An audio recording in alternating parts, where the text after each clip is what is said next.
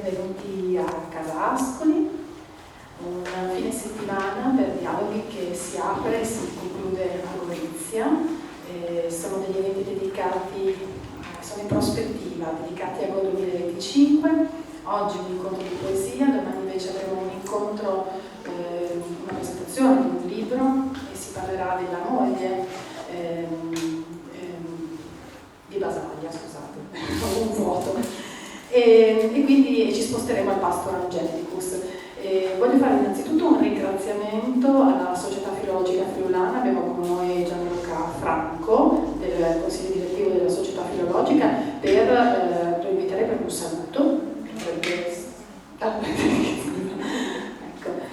Gianluca, grazie per l'ospitalità e grazie anche per aver saputo cogliere questa proposta che un po' si coinvolge anche nelle vostre iniziative, proprio in occasione di una mostra del corso sullo stesso tema, più o meno.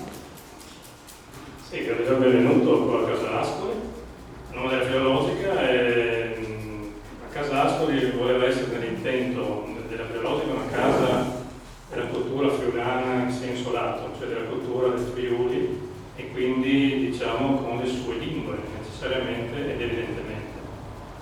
E non per nulla, appunto, nella stanza attiva, dopo ci passeremo, c'è una mostra permanente sulle lingue di Gorizia, perché è una condizione particolare importante ovviamente di questo territorio.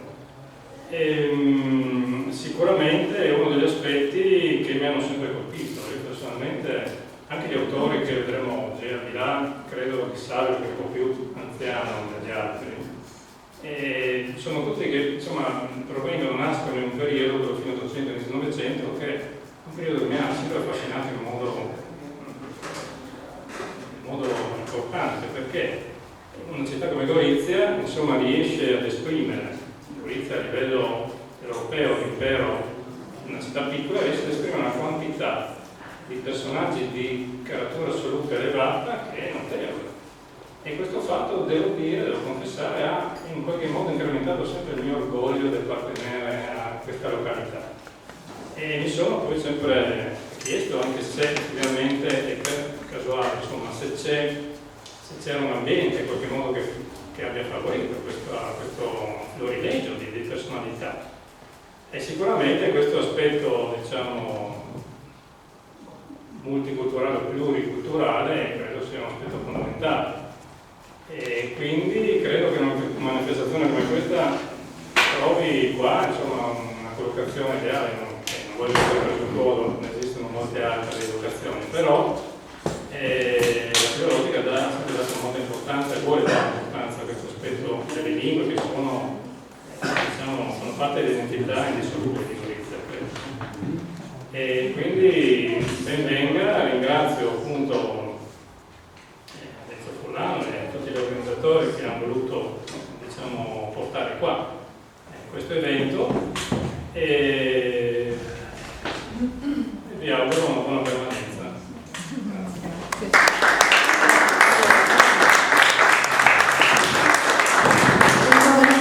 Gianluca alla conclusione dell'evento e ci darà qualche informazione in più appunto sulla mostra dedicata appunto alle lingue di Gorizia.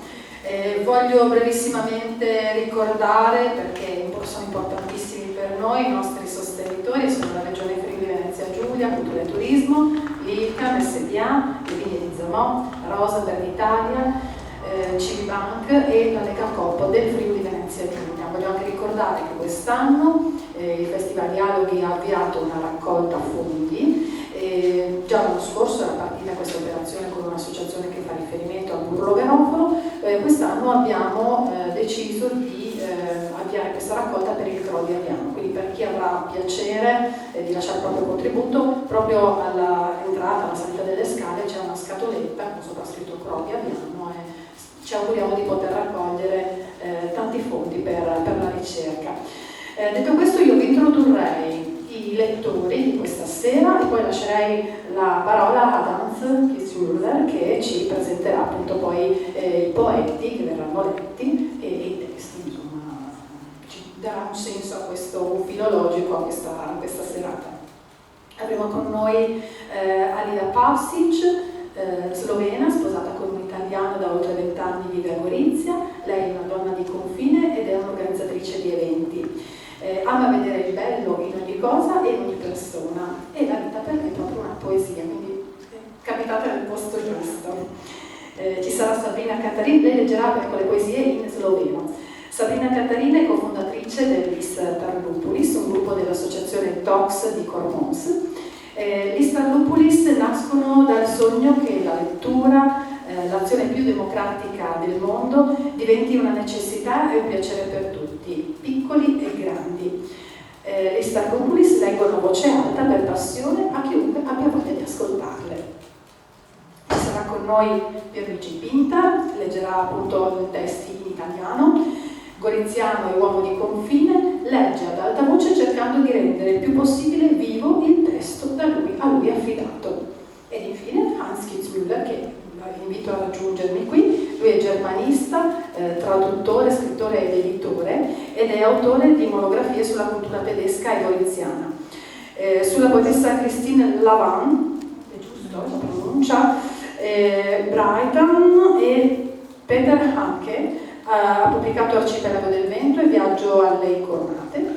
Ha ricostruito in un ampio saggio la vita di Nora Gregor, nota attrice del Burgtheater di Vienna negli anni 30. E sarà anche, oltre ad essere lettore in lingua tedesca, sarà anche il nostro conduttore appunto di questa prossima ora. Anzi, prego, la parola a lei.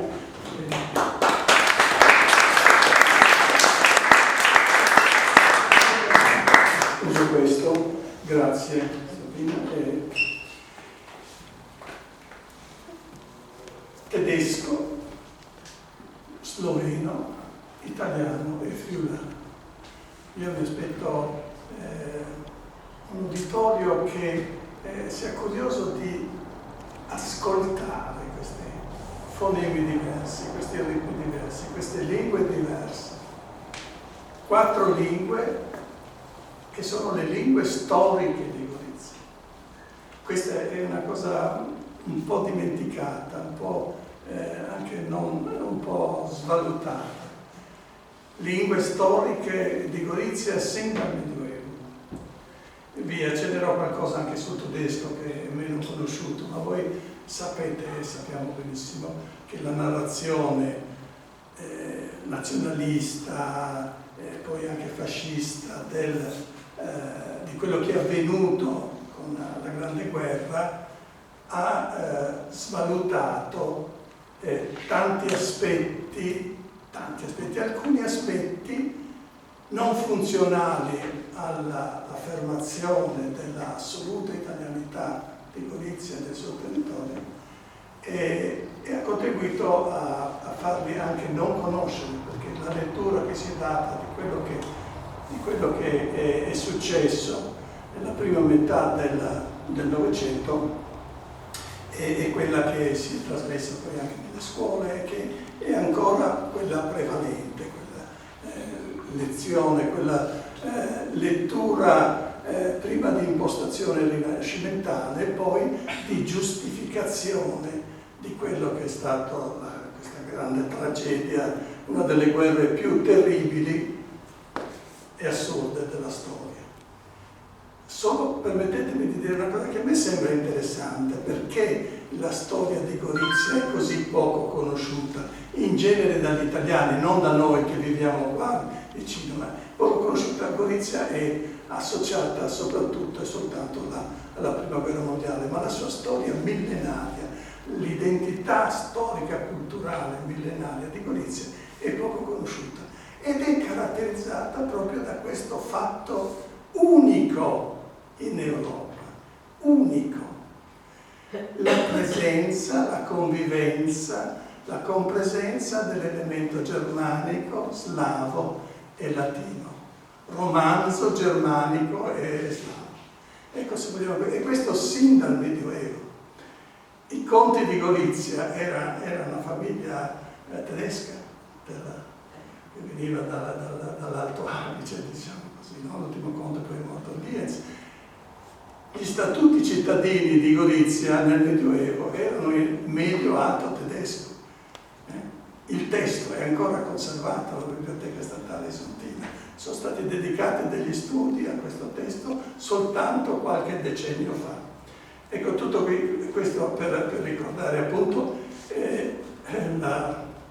la presenza della lingua tedesca, di cui noi abbiamo qui un esempio per questa sera, che non è un tedesco, è un goriziano di cultura anche tedesca, di lingua tedesca, che scriveva in tedesco ed è un po' rappresentativo del ceto colto della prima metà dell'Ottocento.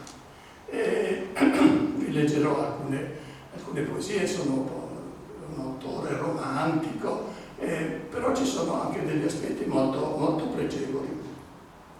Sloveno, italiano, abbiamo un grande Michelet, ma poi dirò qualcosa sui singoli autori di volta in volta. Io avevo previsto una successione cronologica degli autori, ma poi abbiamo modificato e vorremmo iniziare, grazie anche alla disponibilità di ci leggerà le poesie di Liudka Scholl, cominciare proprio con questa straordinaria poetessa che è stata poco tradotta e poco conosciuta dai lettori italiani, ma è un simbolo dell'identità slovena del goriziano, è simbolo anche di un periodo storico molto infelice. Permettetemi di leggervi 2 righe di Celso Macor, che nella sua presentazione a questa prima raccolta di poesie di Liudka Scholl tradotte in italiano osservava quanto segue. Questo libretto edito da Breitan è uscito nel 94 a cura di Celso Macor e poi tradotto in italiano anche da Fabian Meitz, da Leonida Fabian Meitz.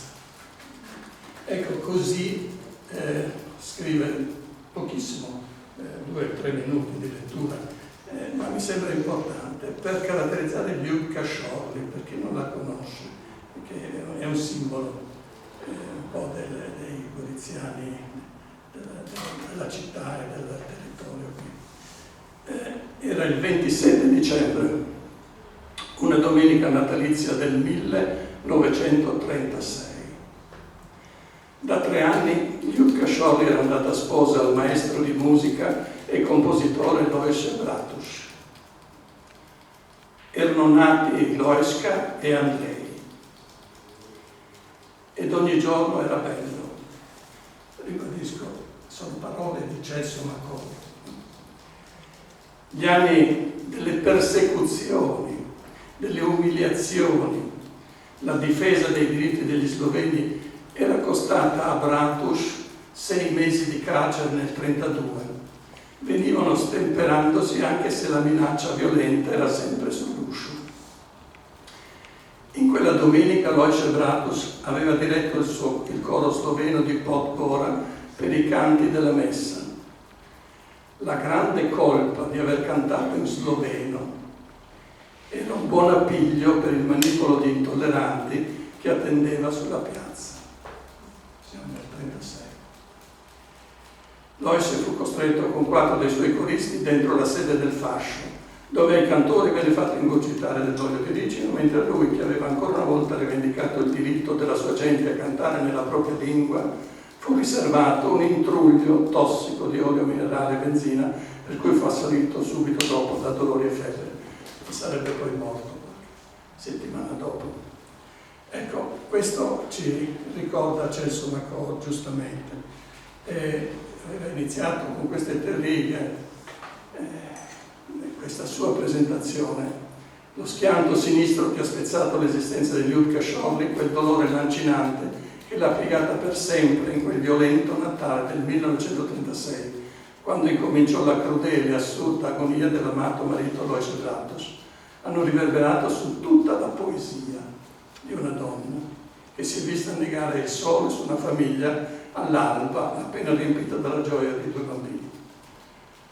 Finita la citazione di Celso Macor.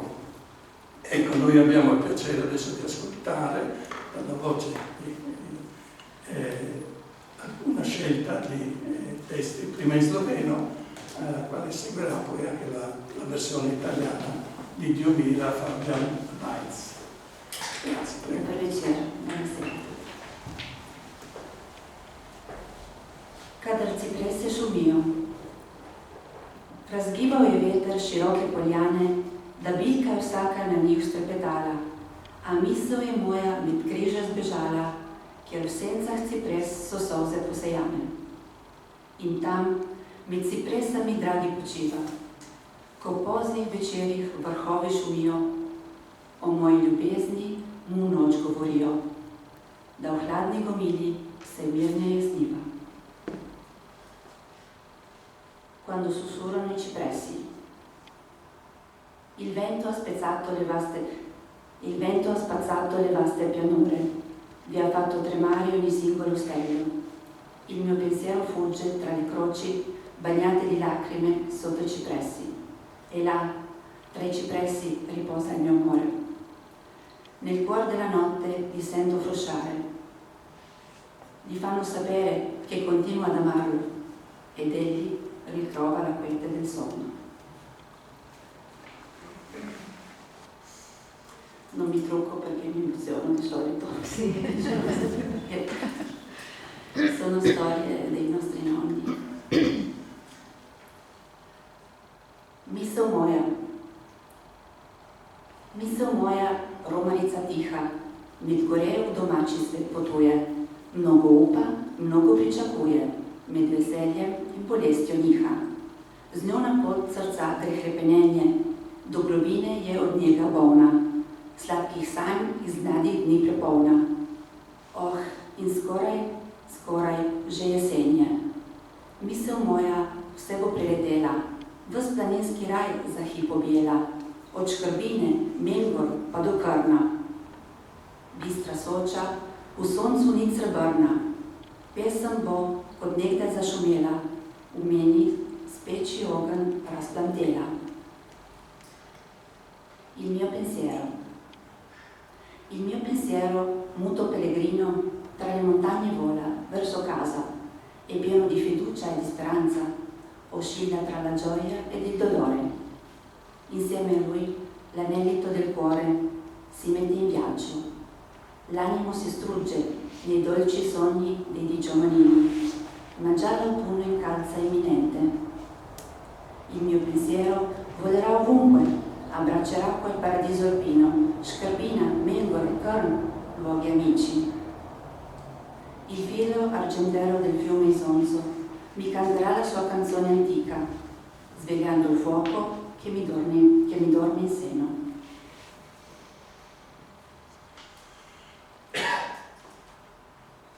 Sončni vzhod nad Furlansko nižino. Iz meglic prosojnih na obzorju živo rdeča krogla se odvija. Sonca veličastna simfonija, tih pozdrav dolinam, goram, morju. Večno luč narava Bog vžiga, da zahvali ga za dar življenja. Zdaj nov dan za stvarstvo se začenja, blagoslov iz Božjih rok poigra. Ko oči strmijo v to lepoto, mi srce prevzame čudna sreča, blag in dober se vesel zazdi mi. In takrat mi žal je za slepoto tistih, ki jim svet je pust poječa. Sonce hodi svojo pot nad njimi. Quando sorge il sole sulla pianura friulana. La palla rosso fuoco sta sorgendo da nebbie trasparenti all'orizzonte, una bella e maestosa sinfonia, un saluto silenzioso a valli, monti e mari. A Dio la natura rende grazie, accendendogli la lampada perenne. Una giornata nuova sta nascendo, da Dio dei cieli sempre benedetta. Guardando la bellezza sfavillante, nel cuore scende una letizia strana, la vita e il mondo paiono benigni. E allora vengo colta dal dolore per chi continua a vivere nel buio e il sole lo accompagna solo da lontano.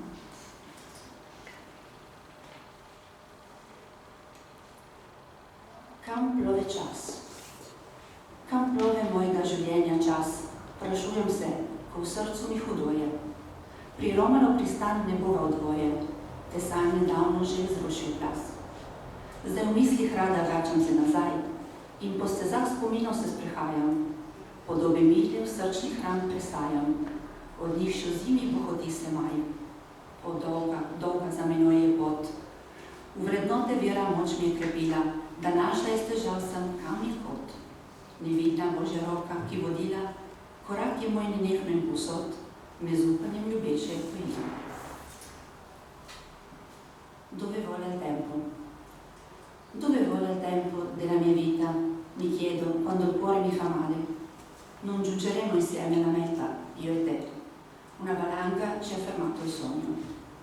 Ma col pensiero torno nel passato, percorro sentieri remoti e dolci immagini trapianto in cuore, dove nel freddo splende primavera. Oh, lungo è il cammino che ho compiuto, la fede nei valori mi ha aiutata, facendomi trovare la mia strada. È stato il Dio della provvidenza che mi ha guidata sempre ovunque, infondendomi speranza con l'amore.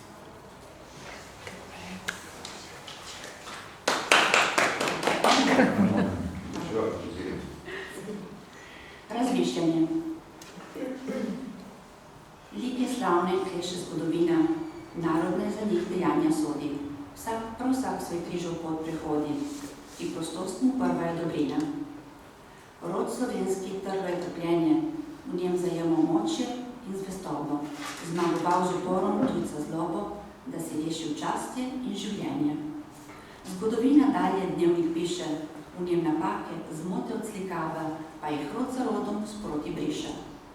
Ko bo svet pregledla misel zdrava in ljubezen stala bo najviše, skrili bodo mir, svoboda, sprava. Riflessione. Scalpella la storia statue dei eroi, dalle loro azioni giudica le nazioni. Chi innanzitutto la libertà ama deve pagare e soffrire dolori. Molto il popolo sloveno ha sofferto, dal dolore traendo forza e fedeltà, sconfiggendo la malvagità straniera con la ribellione per salvare l'onore.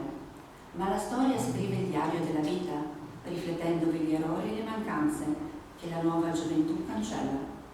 Quando poi nel mondo si faranno strada nuove sane idee e l'amore vero, allora pace, libertà, concordia vinceranno.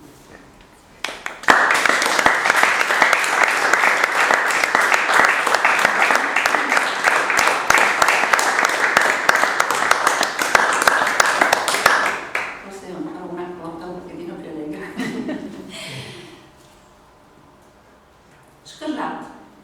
Vroče poletje, to je moj čas. V krošnjem dreves muziciram, brez ali postan, vse mi je prav, čisto nič ne izbiram.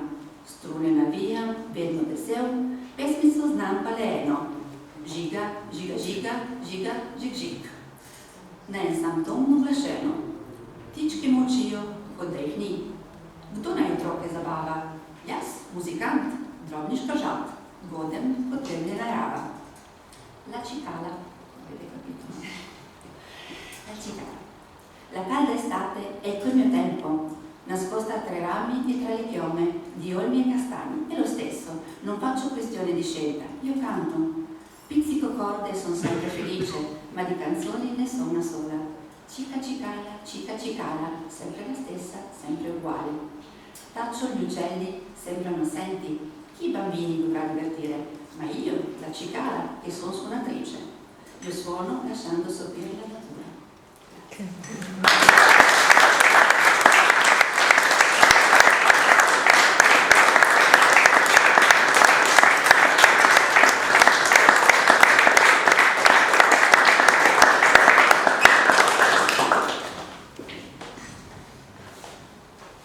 Grazie di nuovo alla lettrice.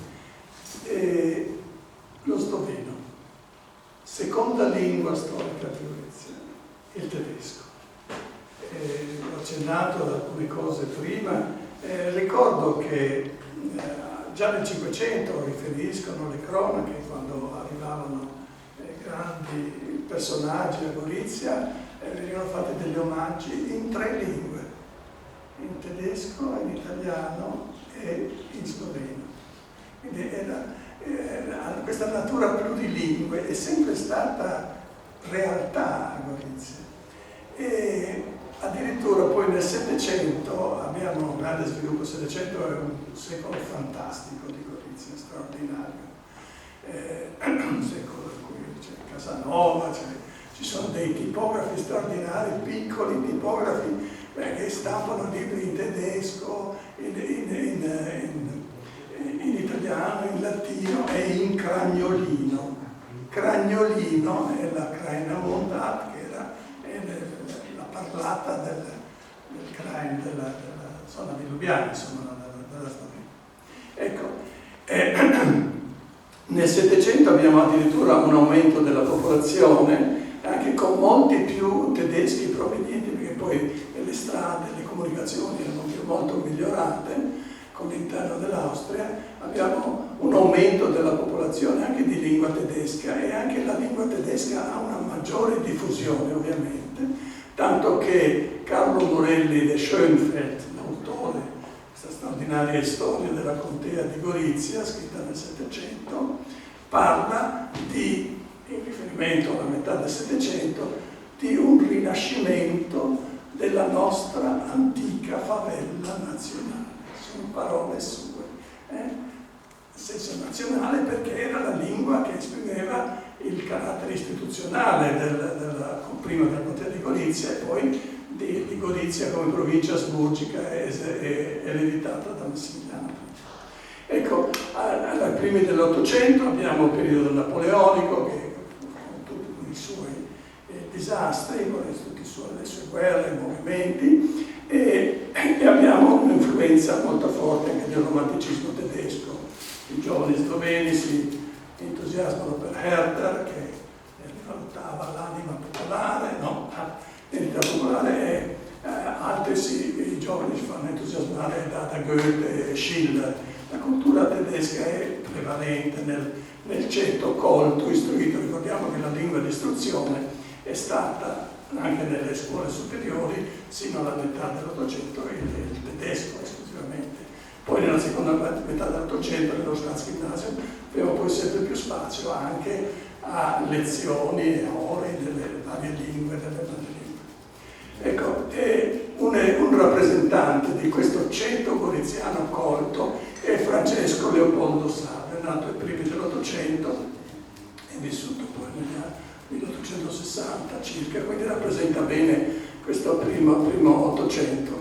Ed è molto interessante perché tanto poi studia, come la maggior parte anche dei goriziani a Vienna, gli studia lettere, conosce grandi personalità dell'epoca, traduce addirittura Schlegel, un teorico del romanticismo, e pubblica anche poesie in tedesco, Ventenne pubblica poesie in una rivista in tedesco a Lubiana.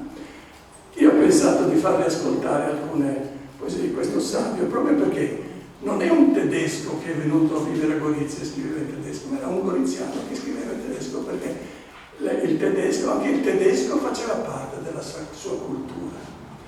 Quando noi pensiamo a questo tipo di goriziano, come saranno poi anche i goriziani della fine dell'Ottocento, della fine del Novecento, è difficile parlare di più culture a Gorizia. È un concetto, sarebbe una discussione molto lunga, no?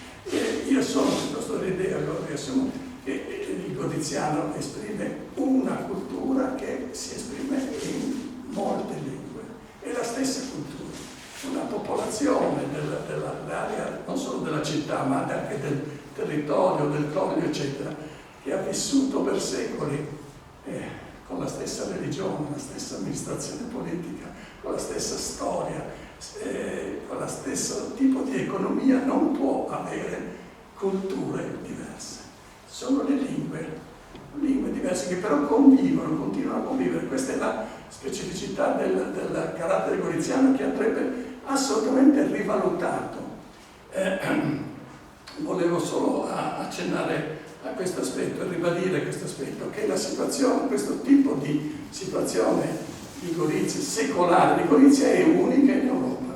In Europa ci sono molte zone mistilingue, multietniche, addirittura nella Bielorussia ci sono zone dove ci sono 6 etnie diverse, rumeni, polacchi, ebrei, eccetera, e altri. Ma anche, c'è sempre l'elemento slavo, anche tedesco, ma non c'è mai e non può esserci l'elemento latino, chiamiamolo così. E questo rende veramente straordinaria e unica Gorizia. Fatto bene Magris a ricordare 2 settimane fa sul Corriere, Gorizia, ha titolato questo bell'articolo, Gorizia, cuore d'Europa. Se non è il cuore d'Europa, era comunque il centro, proprio il centro fisico dell'Europa, dove si incontrano le grandi etnie, gli slavi, i germani e i latini. Si sono incontrati, ma non per una volontà politica, per un dominio straniero che decide di fare così. E questo fenomeno è stato determinato da condizioni geografiche, quindi ha un carattere geografico. La Valle dell'Isonzo, la Valle del Vipaco, la pianura friulana, ecco qui, con le migrazioni dei popoli avvenute già dall'impero romano, ecco che arrivano slavi, germani, che poi si insediano anche da queste parti. Voi pensate ai Longobardi che sono stati 200 anni, qui in Friuli, e così ecco perché Gorizia nasce poi come contea all'interno dell'impero germanico, Sacro Romano Impero Germanico, nasce come istituzione feudale tedesca. Ecco, questo volevo dirvi, e poi anche nell'Ottocento è molto interessante. Francesco Leopoldo Savio studia a Vienna e poi ha studiato anche a Padova, per dire, andavano molto anche a Padova a studiare, no? A Padova, e poi lavora come magistrato tutta la vita, ed è stato un fenomeno perché ha anche scritto il suo diario per tutta la vita, alternando tedesco e italiano. Questo per dire la normalità di questo fatto, ma non è solo Savio è solo un esempio, erano quasi tutti quelli. C'è Carlo Catinelli, se c'è qualcuno che dice qualcosa, ma ne riparleremo un'altra volta di questo. Adesso quindi vi propongo l'ascolto di 3 poesie di Savio in tedesco e con la relativa traduzione. 2 sono brevi, una è molto bella, perché parla del Corio. Aspettate, però devo bere un sorso d'acqua prima. Scusate. Io a volte video pinta con quella sua voce, vi leggerei tutta la notte, se avessi la sua voce.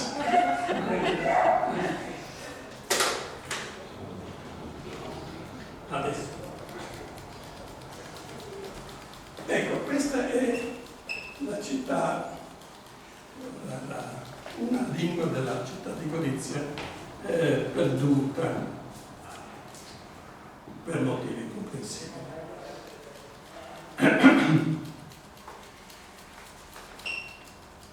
Questa poesia mi aveva colpito, così mi sentivo bene, mi aveva colpito proprio per il titolo, che in tedesco è In Ecken. In Ecken è l'antico nome in tedesco della zona della regione del Corio.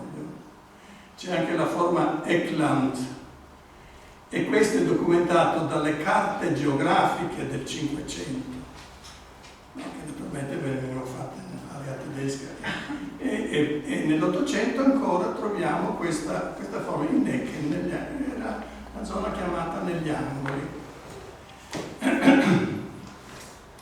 Francesco Leopoldo Savio ha scritto questa poesia a Barbana.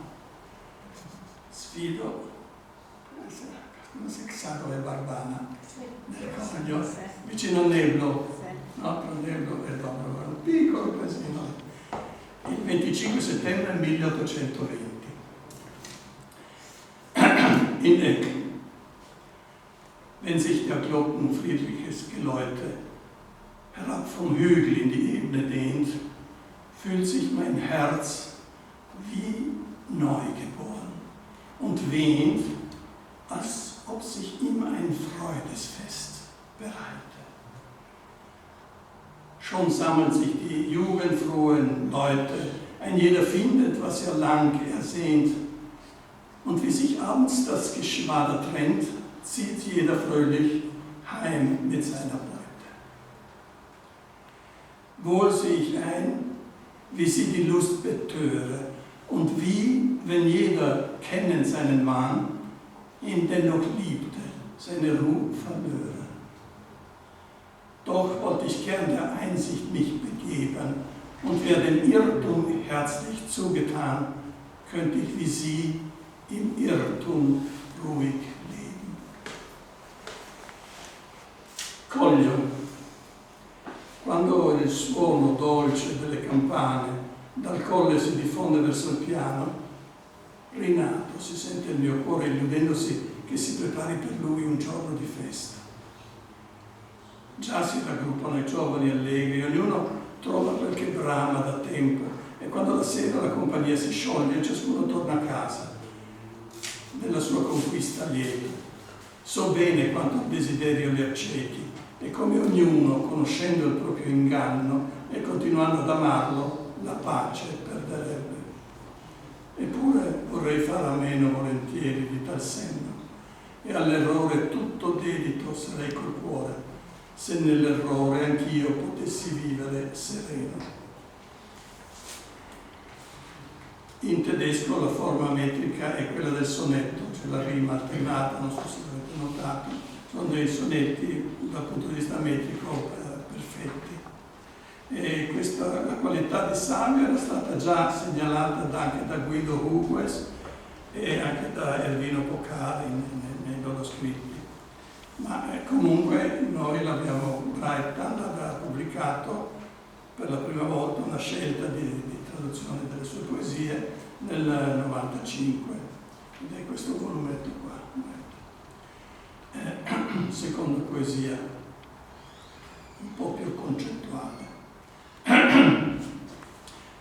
Der Flötenspieler, wiegst du mich ein in meine alten Träume und mit der Kunst das Leben zu versöhnen?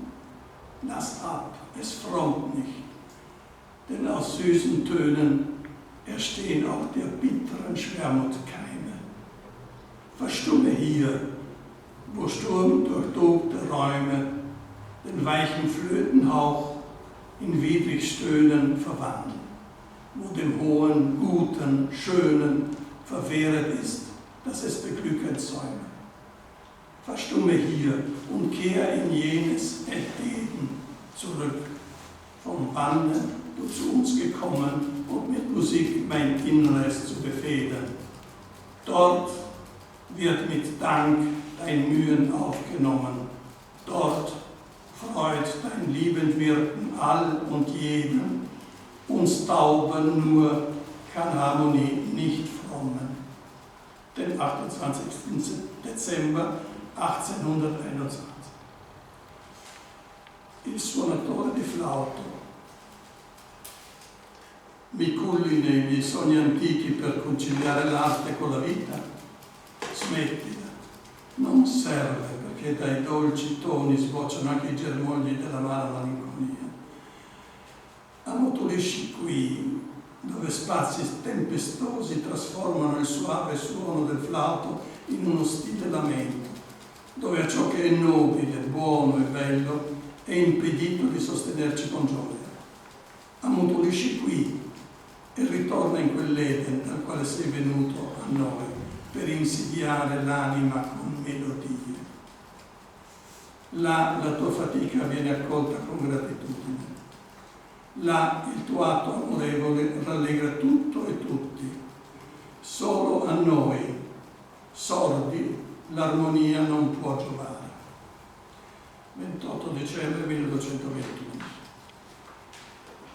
E chiudo questa piccola scelta di poesia con Von des Wissens alter Städte. Von des Wissens alter Städte in die süße Heimat kehrend und mit kindlichem Gebete meinen düsteren Geist verklärend, übe ich stets auf meiner Reise frommer Ahnen, fromme Weise, also wie ein Pilger rastet, von des Weges Mühe belastet.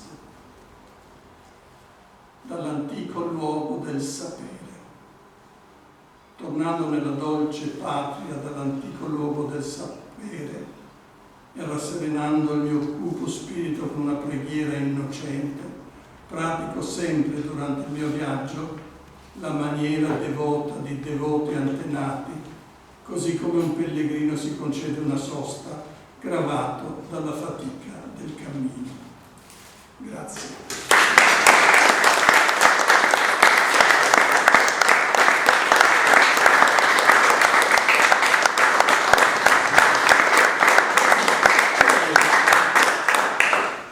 Passiamo a un nome di un autore straordinario, perché che aggettivo si può usare a proposito con Michelstädter.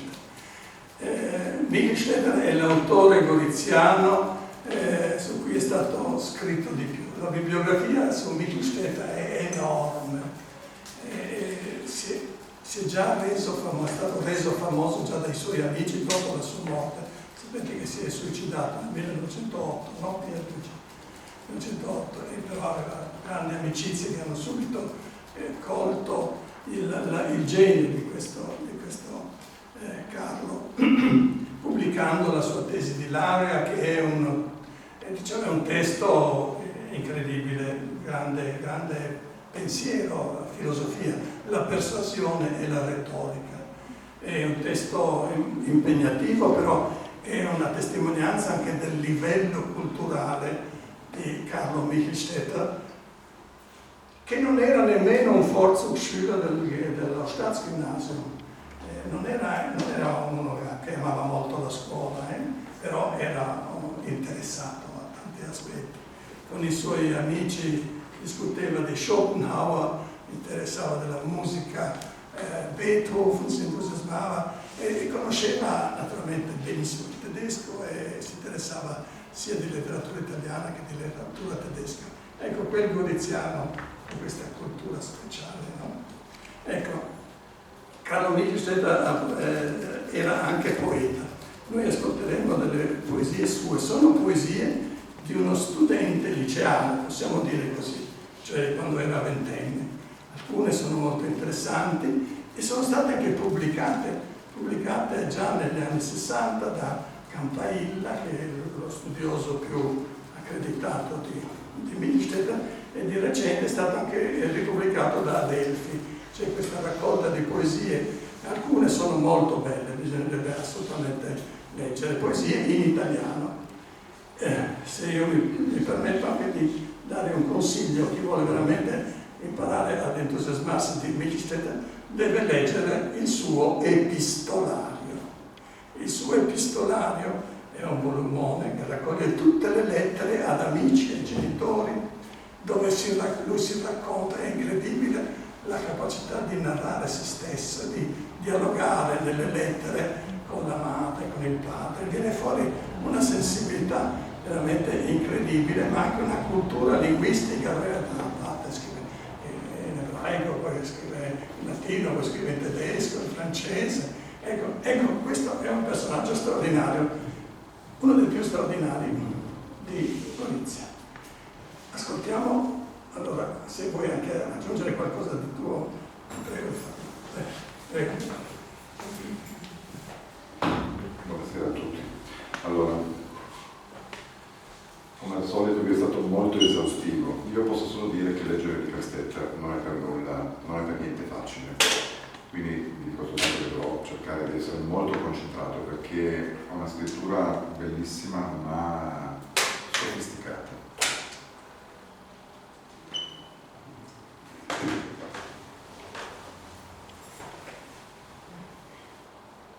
Ruppe i vetusti ceppi della fede, in sé solo fidente il mio pensiero, le oscure fonti a ricercar del vero, cieco di resse e mal sicuro il piede, per ciechi errori incontro al fine ignoto che l'affascinava. Verso la luce brancolando andava, avido e forte nell'orrendo vuoto, lieve chiarore allora lui fu duce, e giunse al fine con fatica immane. O falsa luce vaga d'ombre vane, vano riflesso dell'eterna luce. L'eterno vero, fermo ed immutabile, noi stupidi miriamo oltre alla lente, bugiarda e miope della nostra mente, che ce lo mostra diminuito e labile. Essi credete il dubbio vittorioso, sostò sui falsi allori trionfante, e della fede le catene infrante, miro superbo con l'occhio pensoso. Ma ancor gli incalza la ravida sete a conseguire l'assoluto vero, e fissa gli occhi nell'abisso nero, e cade per la lubrica parete, giù nell'imperscrutabile mistero della vita. Io vidi allora che vano e relativo è ogni pensiero umano, vano l'affaticar del mio pensiero. Volli tornare i passi alla realtà della vita che avevo abbandonata. Ahimè, quant'era agli occhi miei cangiata, quanto diversa ormai la società. Era stracciato il velo pietoso che le miserie della vita nasconde, ed io scendeva nelle più profonde sue piaghe col ferro sanguinoso, e le scrutava di veder dolente, e le scrutava col ferro fatale tutte le fibre che sorgeva il male. Trionfava la menzogna, e l'arti lente dell'ipocrita era uno strumento all'egoismo che muove ogni cosa, e in questa terra di pietà pelosa regna sovrano, autocrata, violento. Manifeste mi furono le frodi dei giusti e le malvagità dei buoni, e manifeste delle religioni le infamie e le vigliaccherie dei prodi. Nel vile fango troppo aveva indagato, e allora che il vero l'animo m'offese, ogni energia di vita in me si spense, in me lasciando il cuore l'assiderato.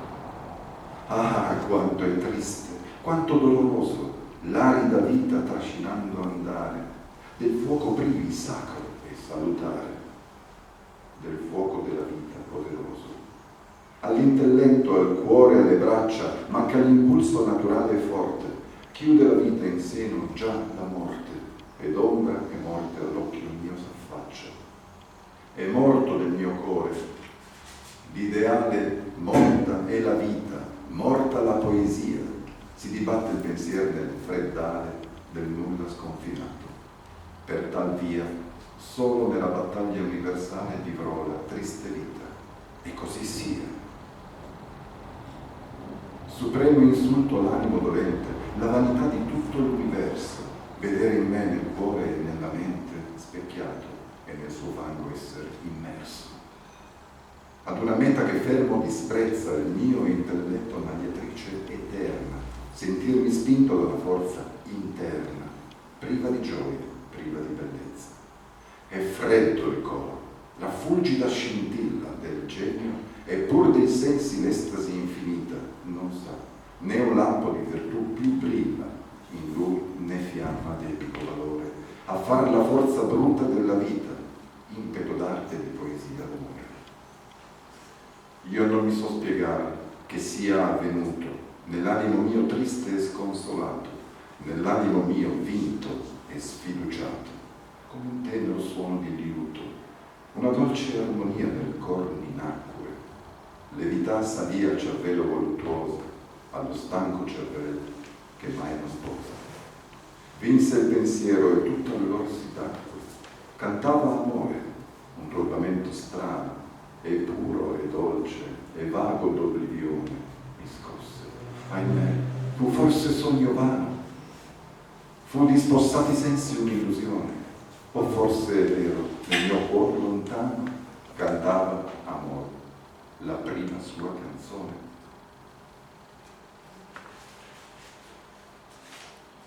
Il canto delle crisalidi.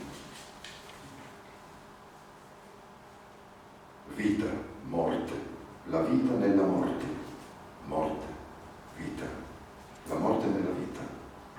Noi col filo della vita, nostra sorte, filammo a questa morte.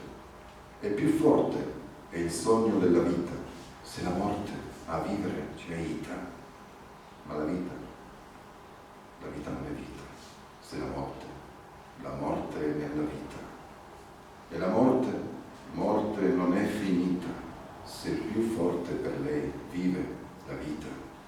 ma se vita sarà la nostra morte, nella vita viviamo solo la morte.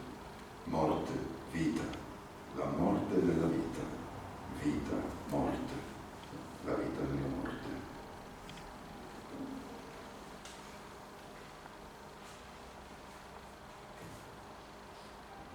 Onda per onda batte sullo scoglio, passano le vele bianche all'orizzonte, monta, rimonta, or dolce, or tempestosa l'agitata marea senza riposo.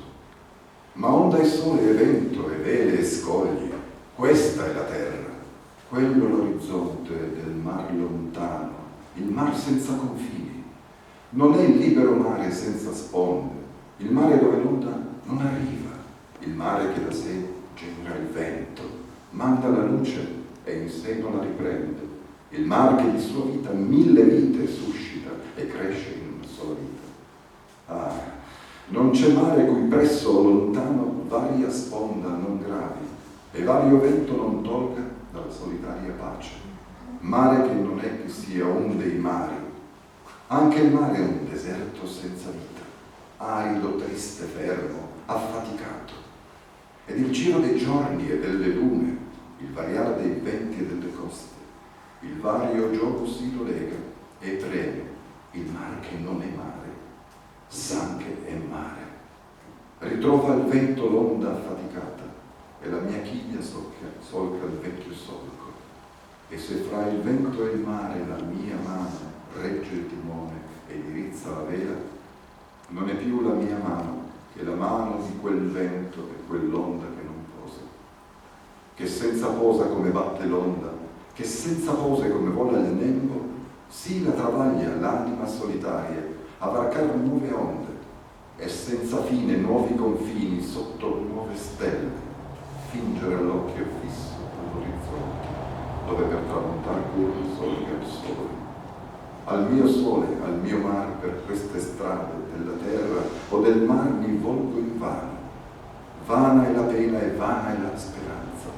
Tutta la vita è arida e deserta, finché in un punto si raccolga in porto, di se stessa in un punto faccia fiamma.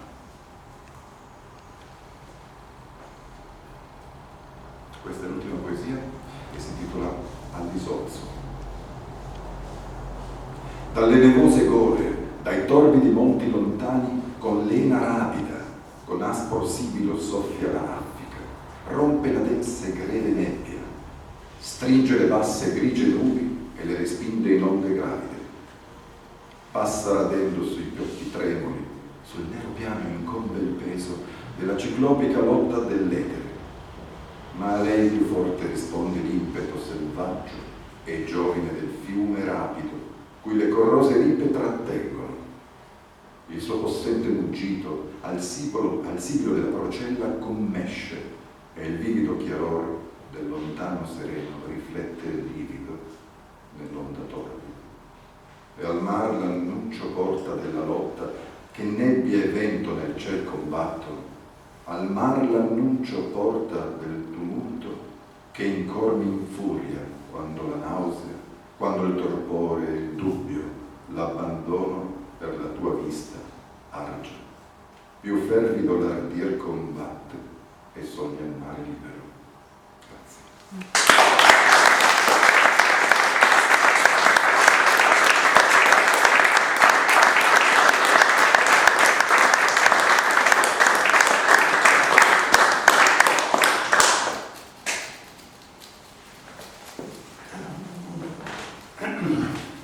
Arriviamo all'ultimo autore di questa serata, che è anche un esempio straordinario di questo fenomeno goriziano che è stato accennato anche prima, che riguarda una certa generazione, l'ultima generazione dei goriziani nella Gorizia austriaca, quelli che frequentavano lo Staatsgymnasium. Da questo liceo straordinario per i programmi sono uscite veramente delle personalità che anche città molto più grandi possono invidiare.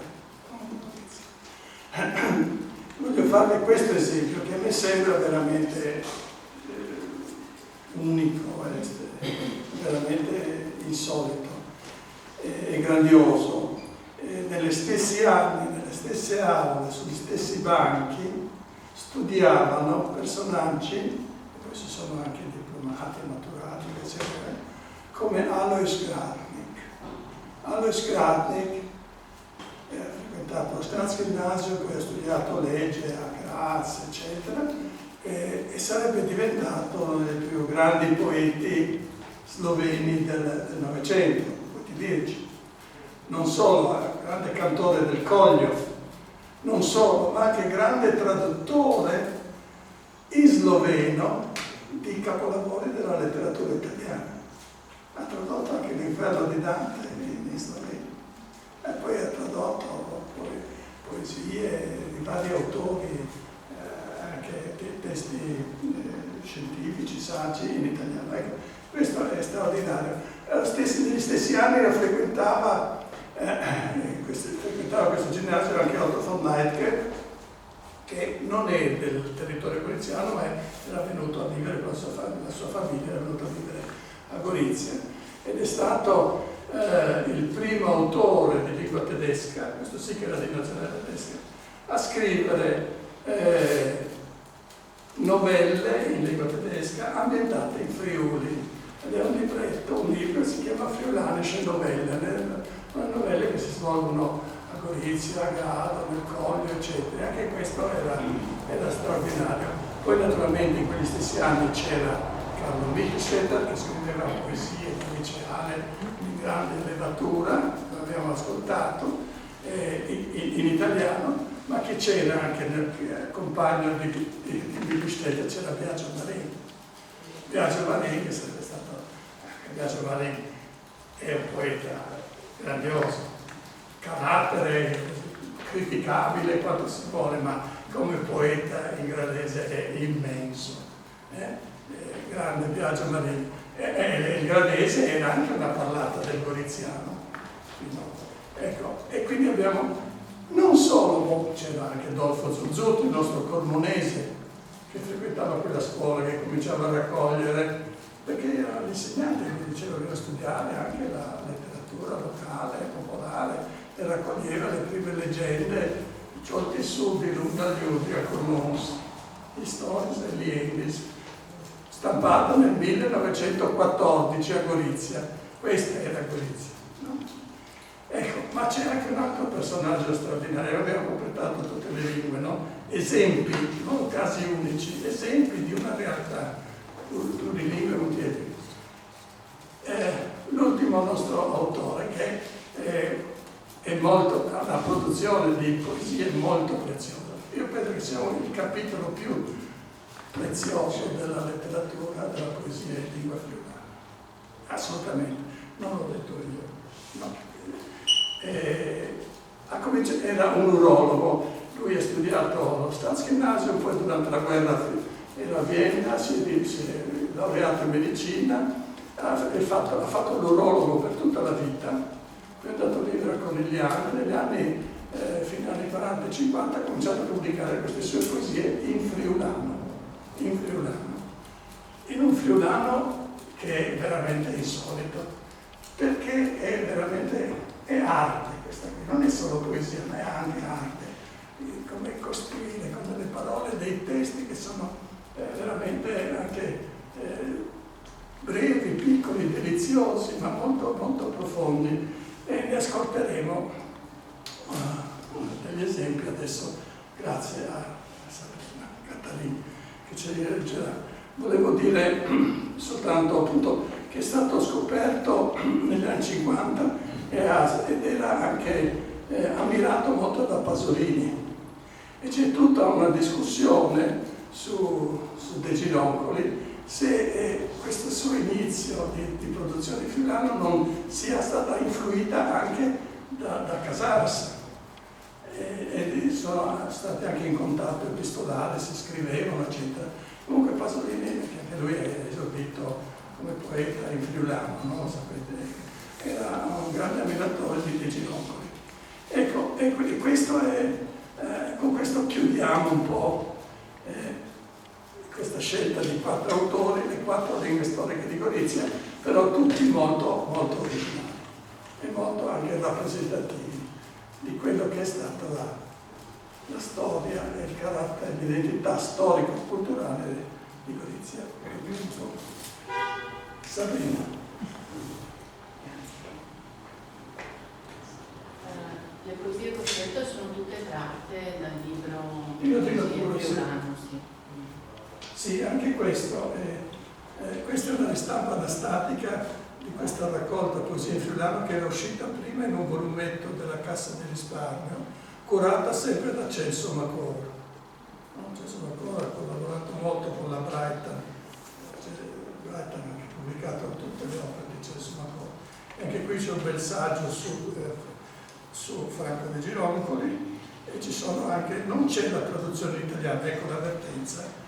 Il friulano qui non si traduce, perché siamo ospiti della filologica friulana, no?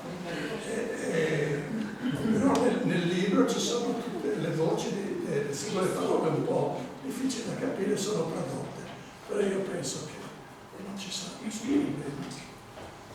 Bene, prego Sabrina. Distinguzzore vie ne rive abbandonate, scolti il sito del mar, ca murmuian gorgole sotto il pis di smolas. Sti suos di eternità mi portin troppo lontano, in un món strangussint, e i pensiers es drumin sense nessun sussur d'escuretat del nuia.